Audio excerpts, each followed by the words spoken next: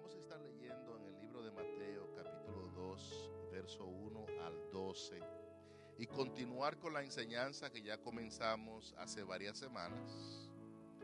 Estamos estudiando el libro de Mateo y, como dijimos al principio, es el único libro escrito en hebreo del Nuevo Testamento, porque hay otros libros del Antiguo Pacto que están escritos en hebreo y en arameo. El libro de Mateo en el Nuevo Testamento es el único escrito en hebreo y luego fue traducido a otros idiomas como griego, latín, español, etc. Vamos a leer en el capítulo 2 del verso 1 en adelante. Los evangelistas principalmente nos presentan algunos hechos y eventos del nacimiento, ministerio, juicio, muerte, sepultura, resurrección, comisión, ascensión de nuestro Señor, el Señor Jesús, desde diferentes perspectivas. Por eso es que cuando vengamos a esta palabra que es tan maravillosa y debe ser reverenciada, tenemos que venir con un corazón contrito y humillado y pedirle al Espíritu Santo que sea Él que nos revele los tesoros escondidos que hay en Él. Es el Espíritu Santo solamente, no es ninguna astucia de hombre la que va a poder descifrar las cosas de Dios, porque Él las reveló con un propósito y son eternas. Y todo en la Escritura tiene implicación. Todo, aunque no podamos entenderlo, todo tiene implicación.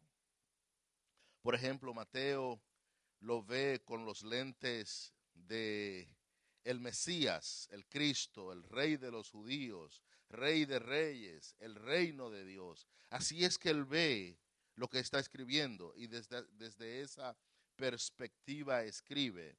Mientras Marcos escribe como el unigénito Hijo de Dios, como siervo, como servidor. Lucas escribe como el Salvador, como el hombre. Juan escribe como la deidad, la divinidad, la imagen del Dios invisible, Dios mismo en medio nuestro. Cuando algunos de nosotros encontremos terminología en la escritura que no entendamos, no podemos pretender jamás que la escritura hierra o que la escritura yerra, porque en la escritura no hay error. El error lo tiene el hombre, el error lo tenemos usted y yo, no las escrituras. Que tenemos que entender que Dios es sabio, eterno y absoluto, y que lo que Él hace es bueno en gran manera. Por lo tanto, la palabra de Dios es verdad, es pura, es justa y sumamente fiel, es eterna y firme en los cielos, ha sido divinamente inspirada, es provechosa, es perfecta, es más valiosa que cualquier cantidad de oro o plata, es dulce al paladar, es el poder y la autoridad de la palabra de Dios, que es infinitamente mayor que la de cualquier otro libro que haya sido escrito sobre la faz de la tierra. Cuando abramos individuos que le vengamos a ustedes, no porque tu libro es como el mío, cualquier religión, cualquier grupo, no porque este libro es el tuyo y este es el mío, no existe otro libro como este sobre la faz de la tierra. Dios se virtió en él. Esta es su palabra, este es su logo. Entonces, en Mateo capítulo 2, verso 1, vamos a leer esta porción, la cual conocemos muy bien. Esta porción la conocemos desde que éramos niños. Y practicábamos lo que dice mucho de esto. Pero vamos a verla con ojos diferentes. Vamos a verla con ojos espirituales y desde el punto de vista celestial. ¿Ok? Vamos a ver. Señor, tu palabra la leemos en tu nombre, trae claridad, iluminación, revelación. todo lo que tú tienes pensado para nosotros en este momento. En tu nombre oramos. Amén. Gracias, Señor Jesús. Dice Mateo capítulo 2, verso 1, cuando Jesús nació en Belén de Judea, en días del rey Herodes.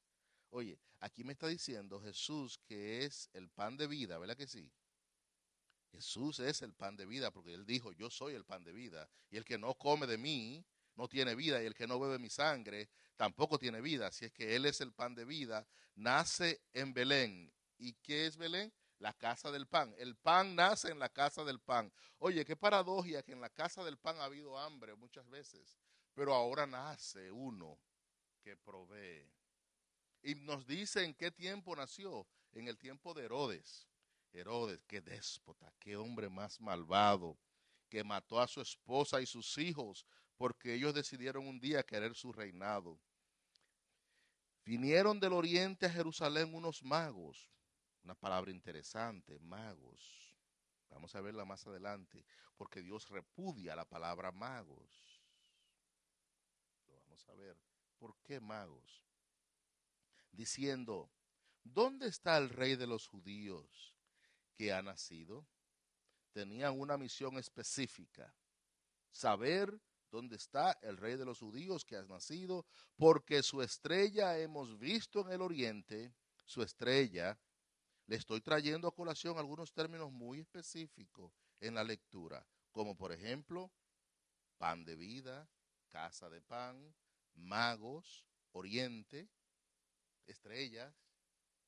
Todo eso es importante tenerlo en consideración cuando estamos leyendo este pasaje. Y venimos a adorarle.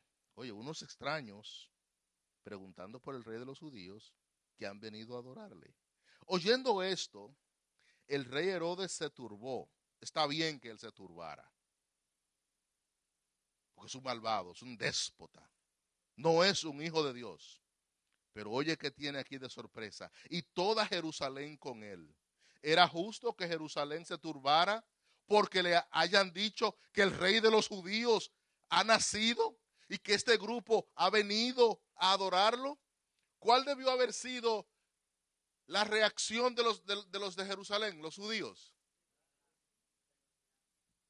No porque ustedes lo dicen, sino porque él lo reveló en el libro de Lucas, capítulo 2, verso 1 en adelante. Y lo vamos también a ver más adelante, que él le dijo a un grupo de pastores, regocijaos, porque hoy os ha nacido en Belén. Y no tampoco porque ellos quisieron oírlo, sino que fue dicho por un profeta cientos y cientos de años antes que había de suceder. Oye, leamos la palabra con entendimiento. Y convocados todos los principales y los escribas del pueblo, los principales y los escribas del pueblo, estamos hablando de los sacerdotes, de los escribas que conocían la ley, de los que obedecían la ley, ¿verdad que sí? Oye, y convocados todos ellos, el rey Herodes les preguntó dónde había de nacer el Mesías, el Cristo. Y los principales sacerdotes, los escribas del pueblo, le dijeron la profecía que está en Miqueas capítulo 5, verso 2. Oye lo que le dijo. Le dijo, ellos le dijeron, en Belén de Judea, porque así está escrito por el profeta. Y ahora vienen ellos a decir lo que el profeta les dijo. Oye, y tú, Belén de la tierra de Judá, no eres la más pequeña entre los príncipes de Judá, porque de ti saldrá un guiador que apacentará a mi pueblo Israel. Y lo dejaron ahí. Pero ahí no se termina el verso. Si vamos a Miqueas capítulo 5, verso 2, el profeta añade lo siguiente que ellos no lo pusieron. Oye, dice el profeta, y sus salidas son desde el principio, desde los días de la eternidad. Es decir, que este niño que iba a nacer había sido rey en toda la eternidad. Oigan, entonces Herodes, llamando en secreto a los magos. Pero ven acá, si estamos hablando de este asunto en frente de los principales sacerdotes, de los escribas y de todo el pueblo, ¿por qué yo tengo que llamar a estos individuos en secreto para hablar con ellos? ¿Qué estoy tramando como rey? Algo malo estoy tramando. Que mis palabras no es la que deben tener sentido, sino la intención de mi palabra. Porque oye, ¿qué sucede aquí? Llamando en secreto a los magos, indagó de ellos diligentemente el tiempo de la aparición de la estrella. Y enviándolos a Belén, dijo, id allá y averiguad con diligencia acerca del niño, y cuando le halléis, hacédmelo saber, para que yo también vaya y le adore. Estas son las palabras que Herodes usa.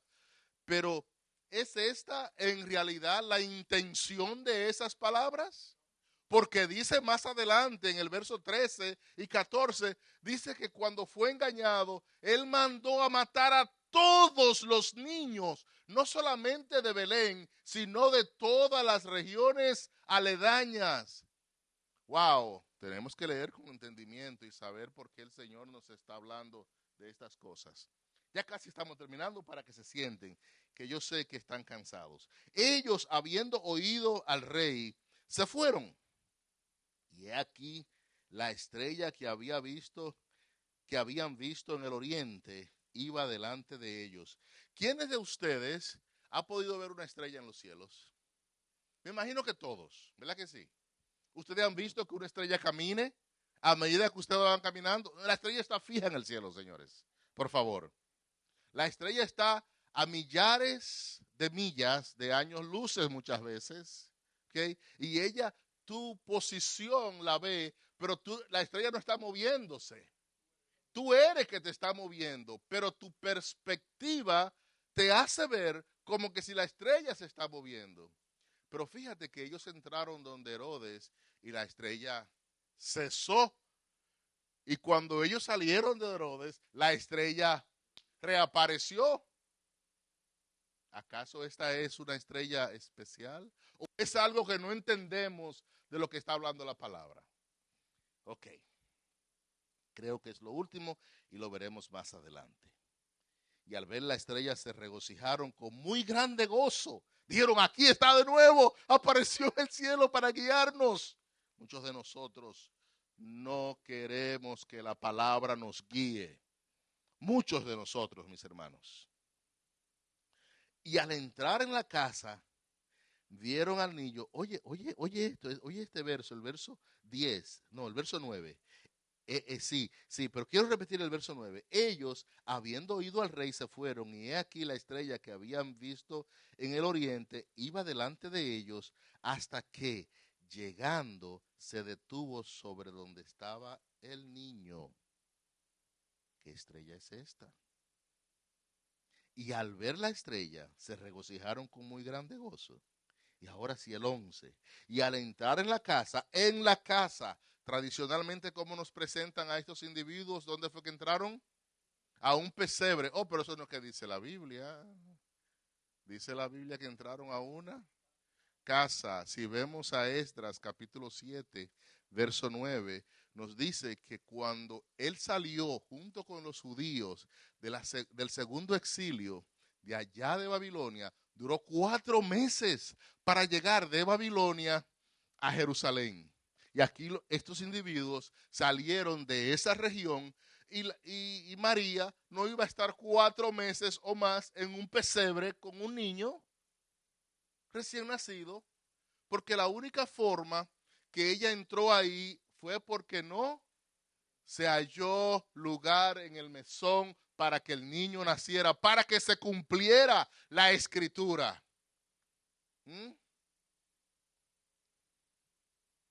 Todo lo que le pasó a él fue profetizado. Y al entrar en la casa vieron al niño con su madre María y postrándose, lo adoraron, postrándose. Pero siendo avisados por revelación en sueño, revelación, wow, Dios revela hasta los conversos, siendo avisados por revelación en sueños que no volviesen a Herodes, regresaron a su tierra por otro camino, para que se cumpliese lo que dijo el profeta Jeremías. Podemos sentarnos, porque sé que estamos cansados. Para que se cumpliese lo que dijo el profeta Jeremías. El profeta Jeremías, 700 años antes de esa escena, oye lo que dijo, en el capítulo 31, verso 15. Oye, así dice el Señor, se oye una voz en Ramá, lamento y llanto amargo. Raquel llora por sus hijos, rehúsa ser consolada, porque sus hijos ya no son. Este es un diálogo que si alguien le dice a usted estas cosas 700 años antes, usted va a decir que la persona está loca. ¿De qué esto está hablando? Eres irrelevante. Háblame del pan, háblame del aceite, de la comida, que eso es lo que tengo necesidad ahora, y no de estas cosas que se van a cumplir cientos de años después. Pues lo que Dios hace con nosotros está prefijado bajo un plan eterno. Y Él no tiene el tiempo que tú y yo tenemos. Él vive, de hecho, en un tiempo diferente. Él vive en un Cairo y nosotros en un Cronos. Nosotros contamos los segundos. Él cuenta los eventos eternos. Muy diferente vemos las cosas. Entonces, mis hermanos, nadie puede recibir la revelación e iluminación de Dios al menos que el Espíritu Santo le revele. Nadie sobre la faz de la tierra. Oye, en Primera de Corintios, el apóstol Pablo, cuando escribió esta epístola o carta, en el capítulo 2, verso 10 y 14, dice lo siguiente: pero Dios, hablando de las cosas celestiales, pero Dios nos las reveló a nosotros por el Espíritu en letra mayúscula, porque el Espíritu todo lo escudriña, aún lo profundo de Dios. Pero el hombre natural no puede percibir las cosas que son del Espíritu de Dios, porque para el hombre natural son locura y no las puede entender, porque se han de discernir espiritualmente. Por ende, mis hermanos, cuando vengamos a la Escritura, vengamos con una expectativa diferente, vengamos con una visión diferente, porque Dios va a hacer la obra por medio de su Santo Espíritu. Jesús nace singularmente bajo milagros, prodigios y cumplimientos proféticos. No se puede apuntar a ningún niño sobre la faz de la tierra que haya nacido como este. Ninguno. Y para que nosotros veamos la exactitud profética de Dios, Dios dijo todo lo que iba a suceder para con ese niño. Desde Génesis 3:15 hasta el libro de Apocalipsis, capítulo 22, verso 22, Dios dijo todo lo que había de pasar para que nosotros creamos que ese es el Mesías verdadero. Miren, mis hermanos, aquí se predicó de que Él fue engendrado virginalmente, ¿verdad que sí? Y que es unigénito, el unigénito Hijo de Dios. Unigénito significa único, ¿verdad que sí? Pero usted y yo somos hijos. ¿Cómo entonces somos hijos si Él es unigénito?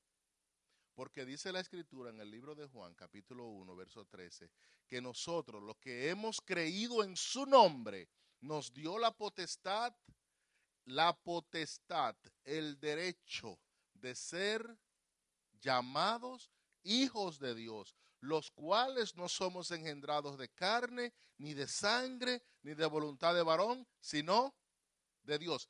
Entonces usted y yo somos hijos por derecho, por creer. Pero cuando dudamos en ese, entonces nuestro derecho nos falla. No somos hijos porque somos engendrados por Dios como Dios engendró a Jesús. Ese fue un nacimiento único, mis hermanos. Dice también, el verdadero pan de vida, como lo vimos, para dar vida, nace en la casa de pan, que es Belén. El Cordero de Dios es anunciado por un ángel. Oye, el Cordero de Dios. ¿Quién es Jesús? El Cordero de Dios. Y qué apropiado es que se le haya revelado a un grupo de pastores. Ahí en Mateo no lo dice, pero lo dice en Lucas, capítulo 2. Le dice que, que esa luz de repente, la gloria de Dios, es lo que dice, la gloria de Dios les iluminó. ¿Y qué hicieron ellos? Tuvieron miedo. Y ellos le dijeron, no tenga miedo. Se turbaron. Hoy es motivo de regocijo, porque os ha nacido en la casa, en Belén de Judá, uno. Oye lo que dice, que apacentará y guardará a sus hijos, a los suyos. Oye, unos pastores del templo que velaban y guardaban vigilia de la noche sobre su rebaño. ¿Qué hacían los pastores? Y guardaban. ¿Qué tienen que hacer los pastores? Velar y guardar. ¿Por qué? Porque hay depredadores que se quieren alimentar del rebaño. Y el pastor tiene que defenderlo, cuidarlo. Y de la única forma que lo puede hacer es velando y guardando la vigilia. Y una sinfonía celestial, cuando el ángel vino y le dijo así a los pastores, una sinfonía celestial, yo le llamo la sinfonía de paz, porque ese fue el verso que usaron. Una sinfonía de paz dijo lo siguiente: gloria a Dios en las alturas. Oye, y en la tierra paz entre los hombres en quienes Él se complace. ¿Tú te imaginas esto? Y esta es la señal. Ustedes van a llegar a un pesebre, van a ver un niño en pañales y va a estar acostado. ¡Wow! Aquí, señores, la verdad que esto es maravilloso, maravilloso. Las profecías acerca de él y toda su obra se remontan antes del principio de la creación y a través de los profetas. No tenemos tiempo, claro está, para entrar en todas las facetas de este diálogo. Un día en la eternidad lo conoceremos tal y como él es. Cara a cara lo veremos. Ya el Mesías tenía un tiempo prefijado en el almanaque divino de la eternidad. ¿Se acuerdan? Y cuando llegó el cumplimiento, nació. ¿Verdad que sí? Fue engendrado. Así es que el encarnarse para nosotros fue beneficio. Entonces, vienen visitantes de lugares remotos a adorar al Rey. Vamos a ver, yo soy de la República Dominicana, veo varios dominicanos, pero también veo puertorriqueños, veo boliviana, uruguaya, cubana. ¿Quién es cubano? El siervo. Ay, colombiana, eh, ecuatorianos, siervo, peruano, salvadoreño. Somos del reino de Dios. Ahí no fallo. Aleluya. Puertorriqueña. Sierva, ¿de dónde es usted? Sí, de Ecuador. Vinieron de lejos. ¿A qué? ¿A qué usted vino? Vine a adorarle, vine a exaltarle. Pero parece ser que no es así, mis hermanos. Que muchas veces solamente es de labios que le adoramos. Tenemos que hacerlo de corazón. Porque Él es digno, Él es rey. Vamos a hacerlo de corazón. Que hay algunos que lo adoran de corazón profundo, humillado. Sí es cierto, porque Él tiene su remanente para adorarlo y bendecirlo como Él es digno. Entonces, en el capítulo 2, verso 1, vimos una palabra aquí que es la palabra magos. ¿Verdad que sí? Dice, vinieron del oriente unos magos. Bueno, tendríamos que decir que inmediatamente la Biblia completa condena la magia, la hechicería, la astrología, lo agorero, etcétera. Entonces, ¿cómo es posible que vengan unos magos y que Dios revele su gloria a través de una estrella y que vengan a adorarle?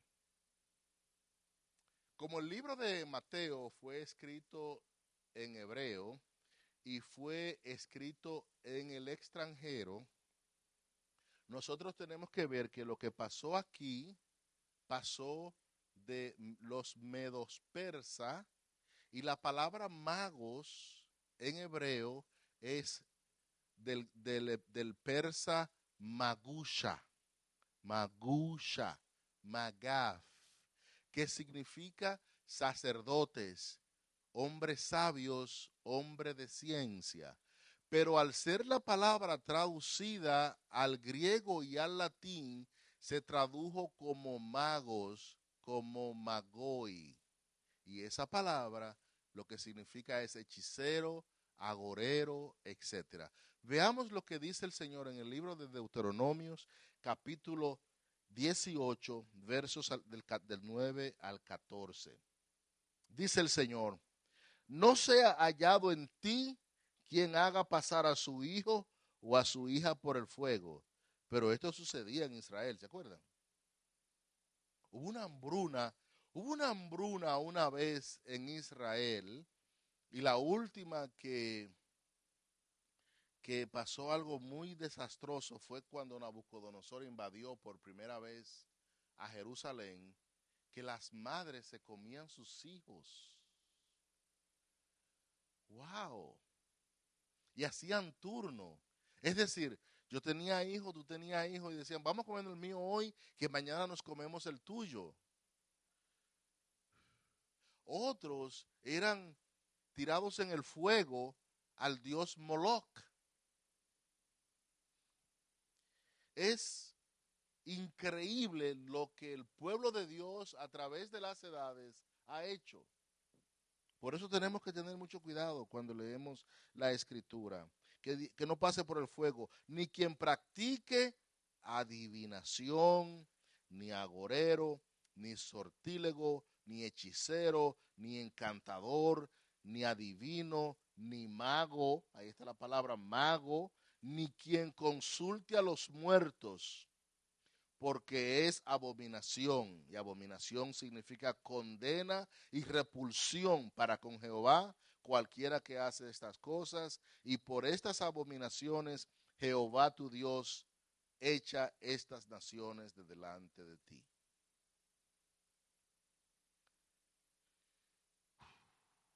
Interesante.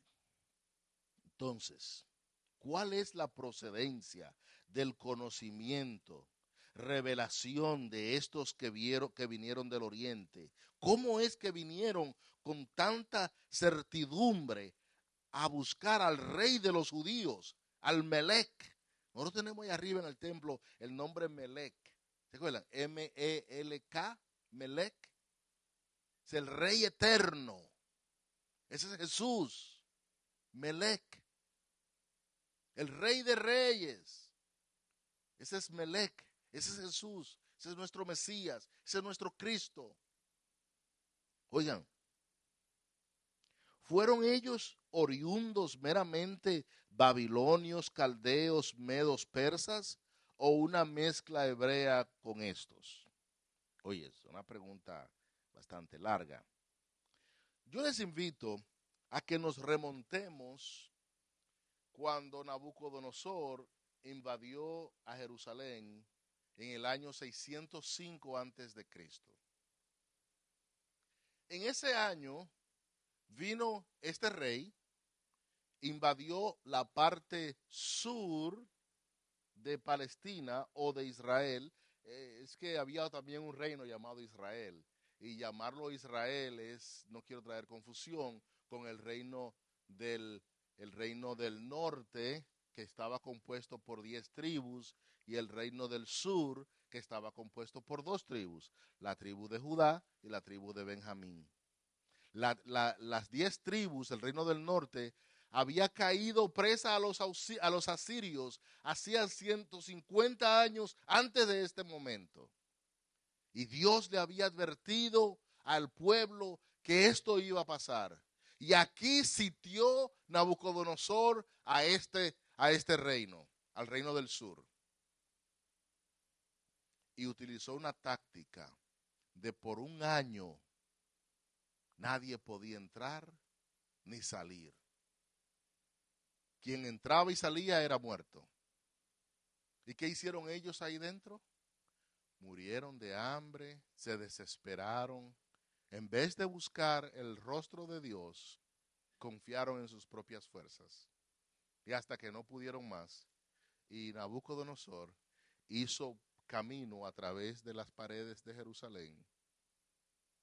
¿Se acuerdan que después vino Nehemías y la reconstruyó?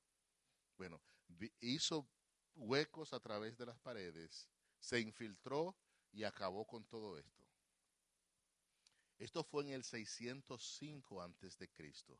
En este tiempo se llevó a Daniel preso él, en el primer exilio. Y después, en el año 597, se llevó a Ezequiel preso, al profeta Ezequiel. Y en el año 587 se dejó a Nehemías. Wow, Nehemías, el profeta sufriente, ¿verdad que sí? Sufrió tanto, pero mira cómo Dios lo honró, que no fue llevado al destierro, sino que lo dejó. Oye, entonces en el 605 en el 605 se llevaron a Daniel. Ahora en el libro de Daniel, el cual es escrito allá en Babilonia, no fue escrito en Israel, fue escrito en Babilonia. Oye lo que dice el Señor. En el capítulo 1, verso 2 de Daniel, dice que cuando Nabucodonosor invadió, dice el verso 2 ahora, tomó muchos jóvenes de la realeza, a muchos jóvenes de la realeza, sin tacha, de buen parecer, enseñados en toda sabiduría, sabios en ciencias, de buen entendimiento e idóneos para estar en el palacio del rey y ser enseñados las costumbres, creencias, ciencias, letras y lengua de los caldeos. Esa es una estrategia. Llévate de aquí los más hermosos, los más jóvenes, los más robustos. ¿Verdad que sí? Aquí no calificamos ninguno, porque estamos, a mí me dejan, mira, pero ¿qué voy a hacer yo con este? Eran hermosos, mírenme a mí. ¿Verdad que sí? Siervo, siervo, ay, bueno, descalificados. Oye, esto es interesante. Estamos tratando de descifrar esa palabra magos. Oye, y son 12 versos que tenemos que descifrar, pero tenemos que comenzar por algún lugar, ¿verdad que sí? Esa palabra magos. Oye, ¿cuál es la intención de Nabucodonosor? Que se le enseñasen las costumbres, las creencias, las letras, las ciencias y la lengua de los caldeos. Claro, porque llevaron muchos miles presos y deseaban tener a alguien quienes fuera de confianza. En el verso 20, en Daniel capítulo 1, verso 20, después de un tiempo, y nosotros conocemos la historia de Daniel, ¿verdad que sí? Cómo fueron puesto a prueba para que comieran y Daniel le dijo, no, mira, dame legumbre, etcétera, etcétera, etcétera, ¿verdad que sí? Ok, en el verso 20 dice, después de un proceso y un tiempo, se presentaron ante el rey. Y en todo asunto de sabiduría e inteligencia que el rey consultó a Daniel, también llamado Belsasar, a Ananías, también llamado Sadrach, a Misael, también llamado Mesac, y a Azarías, llamado también Abednego, los halló 10 veces más inteligentes, mejores que todos los magos y astrólogos que había en todo su reino. Eso solo lo hace Dios. Entonces, para el capítulo 5, verso 11, aquí ya el rey Nabucodonosor había muerto, había tenido un hijo y el hijo está reinando, que se llama Belsasar. Ese hijo Belsasar está reinando y tiene su esposa, una reina, y el rey tiene un sueño. Oye, Belsasar tiene un sueño y se turbó. Dice, en tu reino, le dice la reina, en tu reino hay un hombre en el cual mora el espíritu de los dioses santos. Y en los días de tu padre se halló en él luz e inteligencia y sabiduría, como sabiduría de los dioses, al que el rey Nabucodonosor, tu padre, oh rey, constituyó jefe sobre todos los magos. ¿Qué cosa? Eso coloca a Daniel en una posición única de poder transmitirle a esa generación toda la información que él tenía acerca de su Dios, acerca del Dios de Israel. Porque ya él no estaba solamente con los amigos de él, sino que ahora él estaba como jefe de ese reinado ahí. ¿Se imaginan ustedes? Que había que mirar a ese hombre, escucharlo, entenderlo, y ahora él tuvo la oportunidad. Eso fue hecho por la mano de Dios para establecer la escena para Mateo capítulo 2. 600 años antes que esa escena sucediera. Oye, Dios estaba preparando la situación para que un gran profeta hebreo llamado Daniel gobierne a un grupo llamado los sabios sacerdotes, para que un día, cuando un bebé naciera en Belén, alguno de estos sacerdotes hebreos, caldeos, medos persas, llegaran a la casa en donde estaba el bebé. Dios ha planeado de manera maestra la historia. Lo que hacemos hoy, para nosotros es esto, lo que hacemos hoy tiene repercusión en el mañana. Tengamos cuidado, no nos hallemos dando coces contra el aguijón, siendo usados por el astuto Satanás. Ningún persa ni babilonio podía llegar a ser rey a menos que cumpliera con 2 requisitos. Oigan, requisito número 1. Tenía que dominar la disciplina científica y religiosa de esos sabios, de esos magos. 2. Tenía que ser aprobado y coronado por los sabios, los cuales controlaban el área sacerdotal, el área judicial y el área real. ¿Sabe cómo llamaban a esa sabiduría de esos hombres, de esos sabios? La ley de los medas y los persas.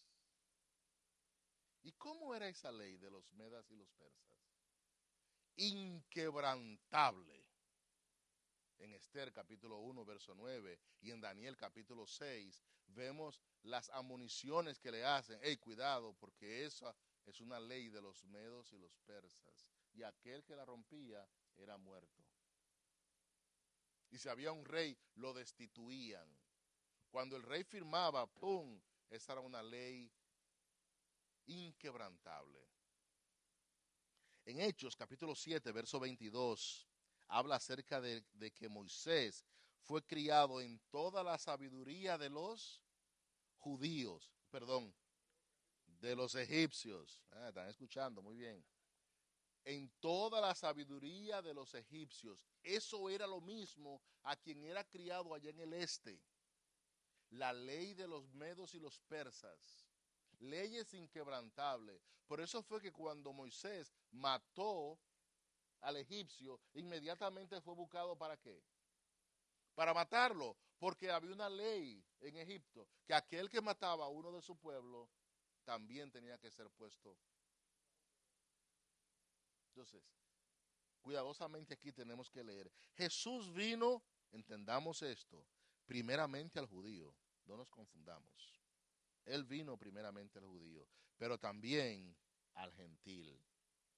Jesús dijo, no he venido sino a buscar las ovejas perdidas de la casa de Israel. Sin embargo, Israel le dio la espalda al Mesías y él llamó a uno que no era pueblo, su pueblo. Ahora tú y yo debemos regocijarnos. Ahora tú y yo debemos vivir una vida diferente, porque antes no éramos pueblo, pero ahora somos pueblo, porque hemos sido injertados, no éramos naturales. Usted no estaba en la promesa, pero porque los de la promesa le dieron la espalda, entonces él se hizo de un grupo, de un pueblo que no era pueblo.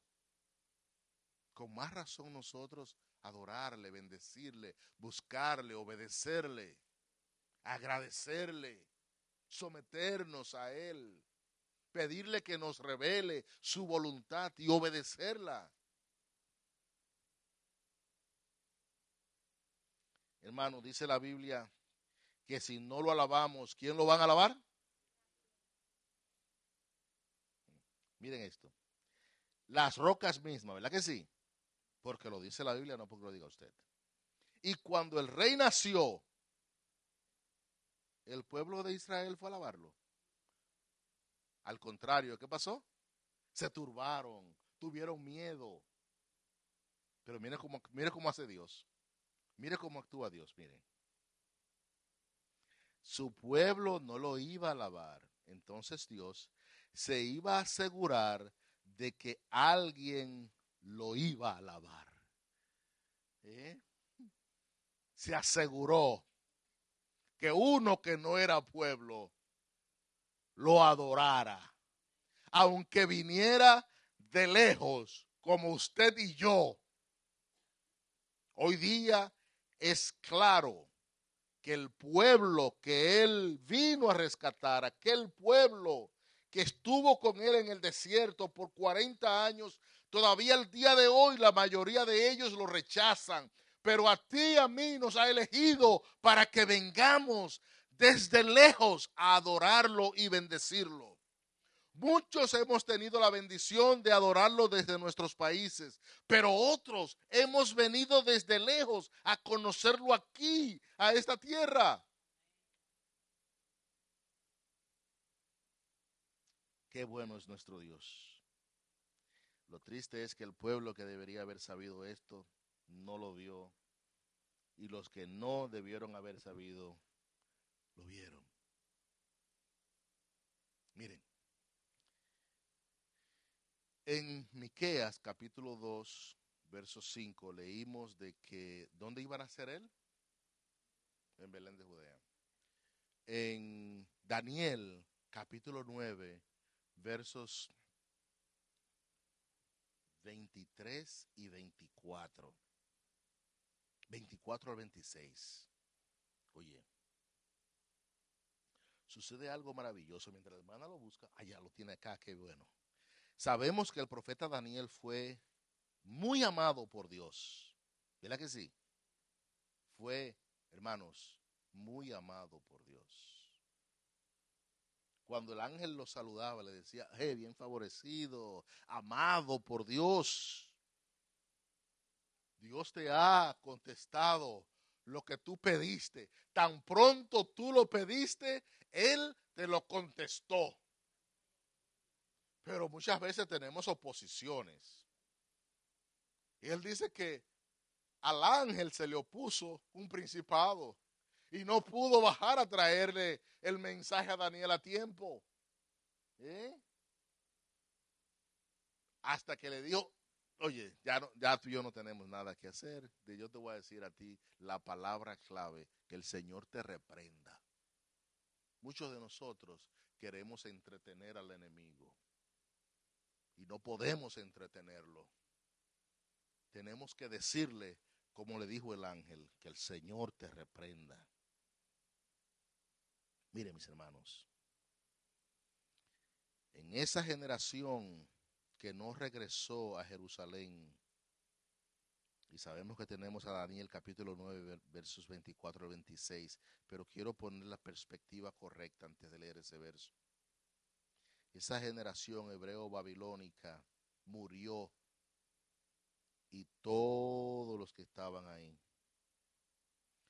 Y como dijo Jeremías, que el pueblo iba a ser sacado al destierro, iba a ser esclavizado por Babilonia, ¿por cuántos años?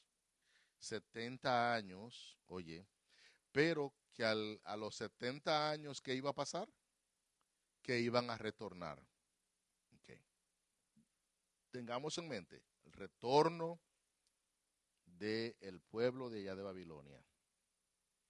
En el año 535 antes de Cristo, Zorobabel le fue dada la orden de salir de Babilonia a Jerusalén.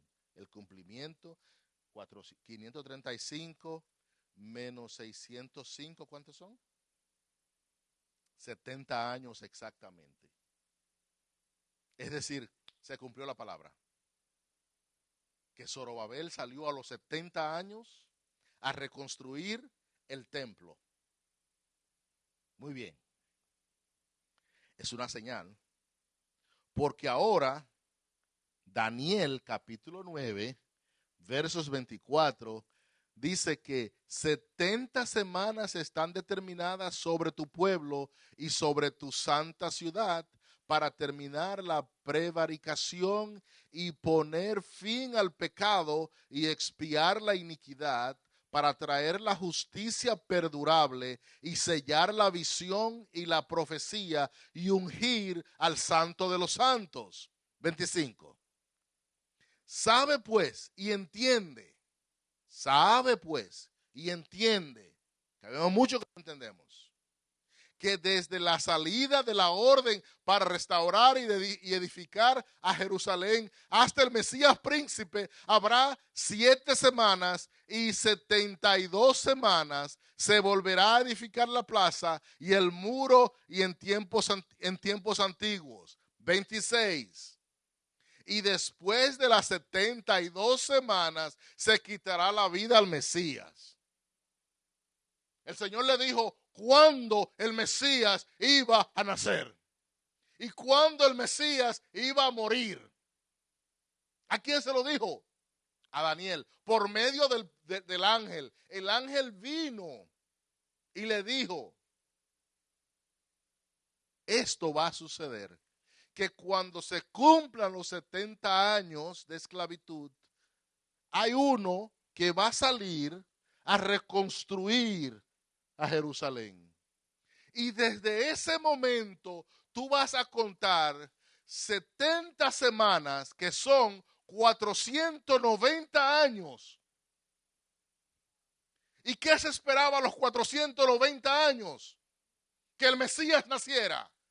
Israel sabía cuándo iba a nacer el Mesías y dónde iba a nacer el Mesías.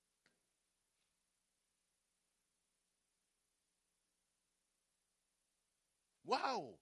A mí me sorprendió esto. Y cuando escucharon que nació, ¿qué hicieron ellos? Se turbaron, tuvieron miedo. ¿Cómo?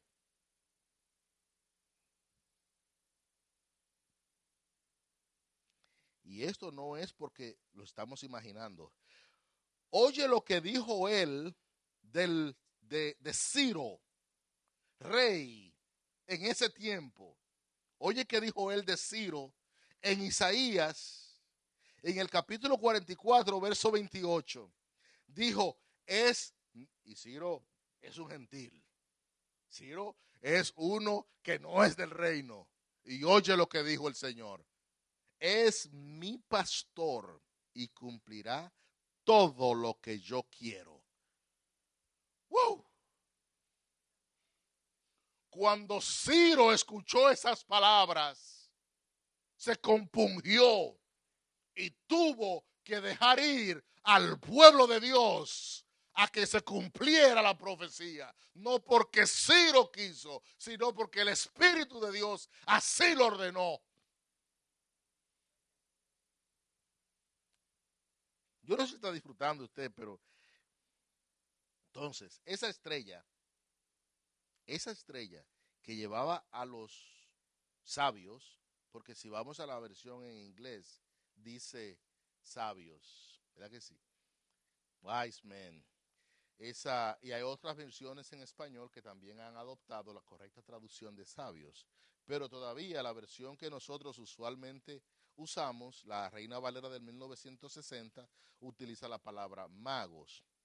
Entonces, la gloria de Dios, que la podemos ver en Lucas capítulo 2, verso 9, cuando se le apareció a los ángeles, a los pastores, que ilumina todo en forma de estrella, guió por miles de kilómetros a través de Mesopotamia y el desierto arábigo a estos sabios hebreos, babilonios, persas para el niño Melec.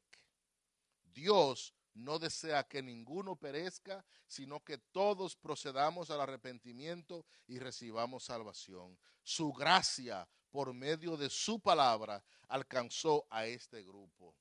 Él no desea que te pierdas. Si Él tiene que traerte de una tierra lejana para que tú le conozcas, Él lo va a hacer, porque Él es todopoderoso. Y si Él quiere que tú seas salvo, Él va a hacer lo imposible para que lo seas. Porque hay propósito en ti. Porque Él dice que Él determinó buenas obras antes de la fundación del mundo.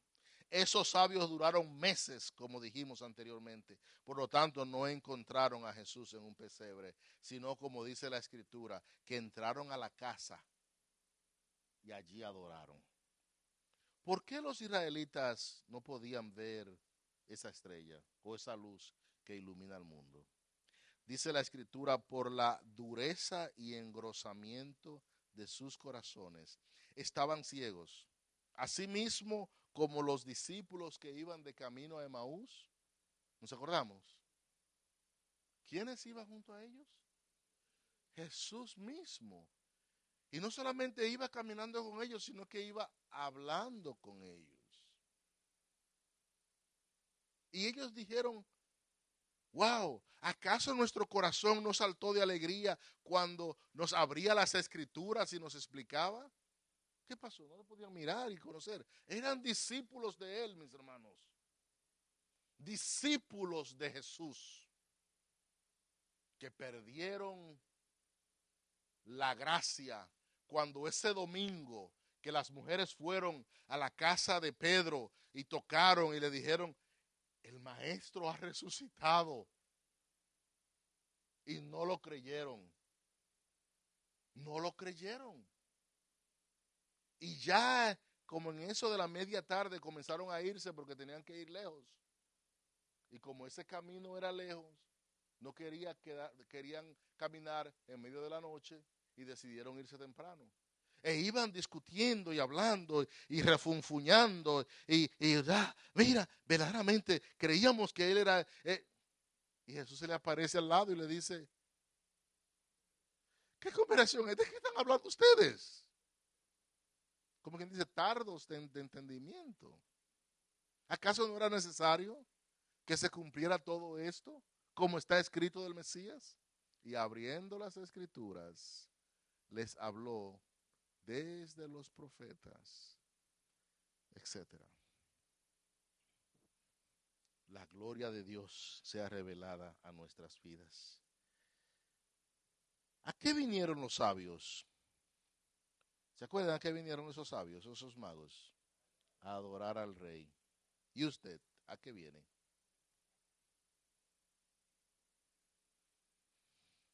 ¿O viene solamente para ver la noticia del día o viene para adorar al rey. Miren, en mi país, cuando yo era joven, cuando yo era pequeñito, la abuelita mía con la cual yo me crié, ella tenía fogón, un fogón, ¿sabes lo que es un fogón? Eh, un fogón donde ponían leña o carbón. Y cuando el fogón no tenía leña ni carbón, aunque tuviera un par de brasas o un par de palos encendidos, eventualmente menguaba, ¿verdad que sí? Pero ¿qué pasaba cuando venían más palos y más carbón? ¿Qué pasaba con ese fuego? Así mismo cuando venimos a la casa de Dios a reunirnos con los santos del Señor. Cuando venimos aquí, hay una unción especial, hay un derramamiento especial que solamente lo da la coinonía de los santos. Solo podemos divertirnos, adorar, bendecir, saltar, llorar, que lo hacemos, pero cuando venimos aquí, hay una unción especial. Y no solamente aquí a esta casa, sino a la casa de Dios, donde se alaba y se bendice al Dios verdadero, porque tampoco podemos pensar como pensó Elías. No, porque yo no he doblado mis rodillas a los Baales. Y le dice el Señor, ¿qué pasó aquí? ¿Qué pasó, Elías? ¿Hay cuánto? 7,000 que no han doblado sus rodillas.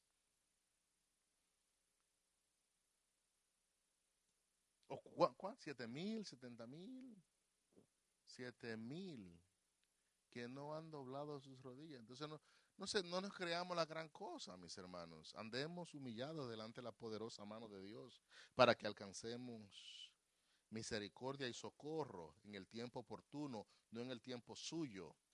No porque usted ore y diga ora, es que el Señor va a correr, va a dejar de hacer lo que está haciendo para venir a atenderla a usted. Porque ya es una cosa, Él la atiende a usted 100% exactamente como está atendiendo a los demás. Ese es un misterio de que Él es tuyo 100% y mirándote a ti 100% a la vez que me está mirando a mí 100% y te está mirando a ti 100%. Porque Él es omnisciente, Él es omnipresente. Él no está limitado a como nosotros los hombres querramos verlo. Porque nosotros queremos hacernos imágenes, ídolos. Fijémonos, mis hermanos, que a un ídolo usted lo pone a mirar para allá. ¿Y qué hace él? Se queda mirando. Y si lo pone en el suelo, ¿qué hace él? Así es que estamos haciendo a Dios hoy día. Y nos rompemos los brazos y ¿qué tenemos que hacer? Buscar coquí para pegarlo. Dios no es así. Dios no es basado en las maquinaciones de los hombres. Dios es Dios.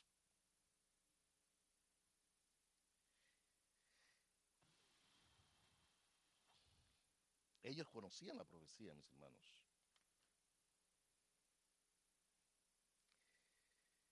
Herodes pensó que quería engañar a los sabios que vinieron, pero Dios es más sabio.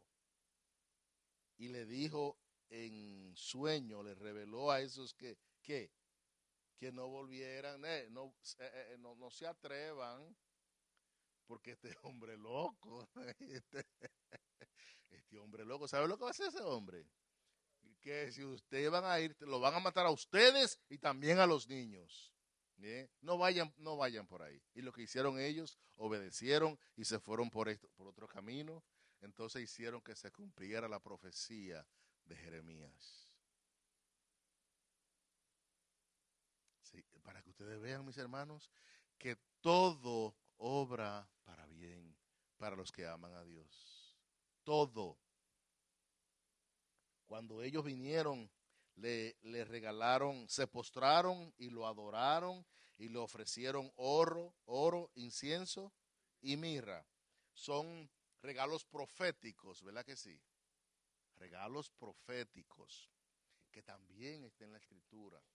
En el libro de Isaías, capítulo 60, verso 6, y en el libro de Salmos, capítulo 72, verso 10, dice que traerán oro e incienso y publicarán alabanzas a Jehová. Y dice el 72, 10 de Salmos, reyes traerán presentes y ofrecerán dones.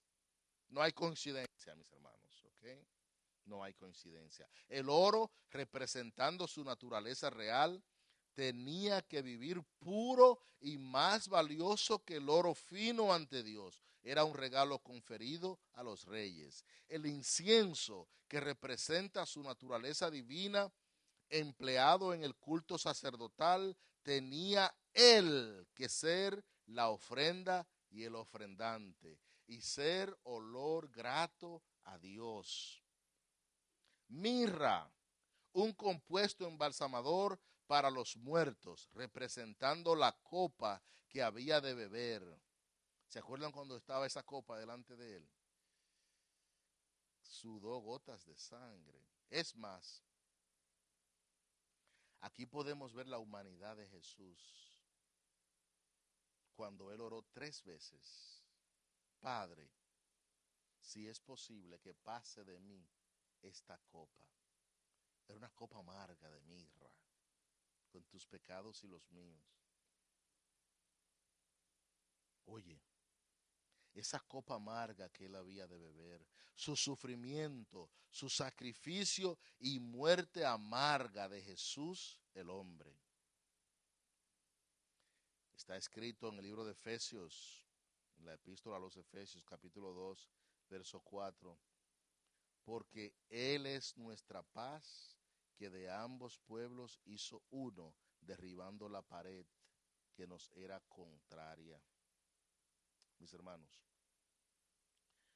me gustaría hacer un paréntesis aquí y decir que de la misma forma que estos sabios o magos, como se le traduce en Mateo, ha sido una práctica, por lo menos en mi país, la República Dominicana, en Cuba, Colombia, Venezuela, España, se celebra el Día de los Reyes Magos. Y se ha cambiado la celebración del nacimiento de Jesús verdadero por la celebración de los Reyes Magos. Y nosotros, cuando yo era pequeño, nosotros llevábamos hierbas, cigarrillos, leche, galletitas, y lo dejábamos ahí en la mesa y por la mañana, imagínate que vinieron los Reyes Magos a dejarme regalo, ¿verdad que sí? Y le pusimos hasta nombre a esos individuos. Melchor, Gaspar y Baltasar. Y nos hemos creído tal historia. Así nosotros celebramos muchas fiestas tradicionales por costumbre que nuestros padres y los padres de ellos y los padres de ellos le han enseñado. Y no por la palabra. Tenemos que tener cuidado. Es cierto que no podemos ser juzgados ya por luna nueva, por días de fiestas. Si lo hacemos, para el Señor lo hacemos. Y si no lo hacemos, para el Señor no lo hacemos. Pero asegurémonos que si lo hacemos es para Dios y no por tradición de los hombres. Ok. A mí me gustaría cerrar con esto.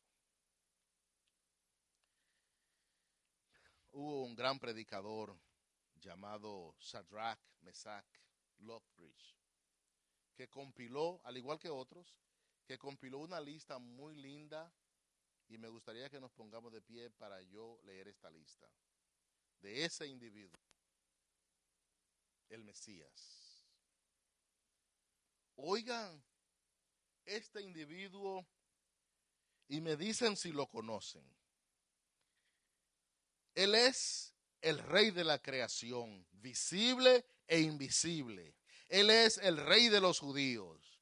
Él es el rey de Israel. Él es el rey de la rectitud. Él es el rey de las edades. Él es el rey del cielo. Él es el rey de la gloria. Él es el rey de reyes. Él es el Señor de señores. Este quien dijo el Espíritu Santo que vino a testificar de él. Este rey es un rey soberano y eterno. Ninguna medida de cantidad, ni altura, ni longitud, ni anchura, ni profundidad, ni tiempo pueden definir los límites de su amor. Él es perdurablemente fuerte, Él es completamente sincero, Él es eternamente firme, Él es inmortalmente bondadoso, Él es imperialmente poderoso, Él es imparcialmente misericordioso, Él es el más grande fenómeno que jamás ha cruzado el horizonte de este mundo. Él es el Hijo de Dios, Él es el Salvador de los pecadores, Él es la pieza esencial de la civilización. Él es incomparable, Él no tiene precedentes, Él es la idea más exquisita de la literatura, Él es la personalidad más alta en la filosofía, Él es la doctrina fundamental de la verdadera teología, Él es el único calificado para ser el Salvador, Él da fuerzas al débil, Él se solidariza y Él salva, Él da fortaleza y sostiene, Él guarda y Él guía, Él sana al enfermo, Él limpia a los leprosos, Él perdona a los pecadores, Él libera a los deudores, Él liberta al cautivo, Él defiende a los débiles, Él bendice al joven, Él sirve al infortunado, Él recompensa a los ancianos y al diligente, Él embellece a los mansos, Él es la llave del conocimiento, Él es la fuente de sabiduría, es la puerta para la liberación, Él es el camino de la paz, es la vía de rectitud, Él es la autopista a la santidad, Él es la entrada a la gloria, su vida es inigualable, su bondad no tiene límites, su misericordia es eterna, su amor nunca cambia, su palabra es permanente, su gracia es suficiente, su reinado es justo y eterno, su yugo es fácil y liviana es su carga. Desearía poder describirlo, pero Él es indescriptible. Por eso solo el Espíritu Santo puede hacer la obra de revelarlo. Él es incomprensible, Él es invencible, Él es irresistible, no lo puedes sacar de tu mente, no lo puedes soltar, no puedes sobrevivir sin Él, no puedes vivir sin Él. Los fariseos y los saduceos no pudieron detenerlo porque ellos entendieron que no podía ser detenido. Pilato no pudo encontrar ninguna falla en él. Herodes no pudo matarlo. La muerte no pudo limitarlo. Y la tumba no pudo retenerlo. ¡Aleluya! Porque tuyo es el reino y el poder y la gloria por los siglos de los siglos. Los cielos cuentan tu gloria y el firmamento anuncia la obra de tus manos. Porque en ti fueron creadas todas las cosas, las que hay en los cielos y en la tierra, visibles e invisibles, sean tronos, sean dominios, sean principados, sean potestades. Todo fue creado por medio de ti y para ti, y tú eres antes de todas las cosas, y todas las cosas en ti subsisten. Gracias, oh Rey de Reyes y Señor de Señores. Gracias por la oportunidad de usar mis labios para proclamar tus grandezas, tus proezas, tus maravillas, de que tú tienes propósito para con nosotros. Bendice a este pueblo, mi Dios. Que todo lo que este pueblo haga para ti sea para bendecir y exaltar tu nombre. Santo eres por todas las edades. Gracias, Señor, gracias. Y así mismo